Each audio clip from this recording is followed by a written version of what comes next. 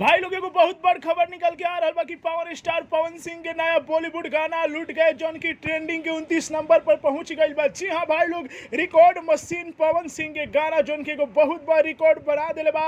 अभी एक गाना के व्यूज देखनी यहाँ तो 5,13,000 के करीब हो गई बा और 29 नंबर ट्रेंडिंग पर चल रहा बा। जी हाँ भाई लोग, बहुत बड़ खबर निकल के आ रहा बा कि पावर स्टार पवन सिंह के बॉलीवुड गाना जौन गाना के रिलीज भइल अभी 2 घंटा भी ना भइल सूद से वो गाना जौन की ट्रेंडिंग के 29 नंबर पर पहुंच गई बा। जी हाँ भाई लोग, आप लोग टी सीरीज के वेब कंपनी पर जाके देख सकता नहीं जा पवन सिंह के नया बॉलीवुड गाना जौन के 29 नंबर ट्रेंडिंग पर चल रहा बा। आप लोग के बता दी तो पाकिस्तान, नेपाल और दुबई में ये गाना बहुत ऊपर ट्रेंड कर रहा बा और भारत में 29 नंबर पर ट्रेंडिंग कर रहा बा। म्यूजिक लिस्ट में बहुत ही जल्द जौन की नंबर 1 ट्रेंडिंग में जाए वाला बाटे। आप लोग हम बता दी तो जब हम रिपोर्ट बनावा था न्यू टाइम गाना के व्यूज जौन की 5,14,000 बाटे, ओई 98,000 लोग ई गाना के लाइक कैले बा और 52,000 के करीब ई गाना पर कमेंट पड़ल बा। और सबसे बड़ बात कि पवन सिंह के गाना बॉलीवुड गाना लूट गए जौन के 29 नंबर ट्रेंडिंग पर चल रहा बा। ये एगो बहुत बड़े लेटेस्ट और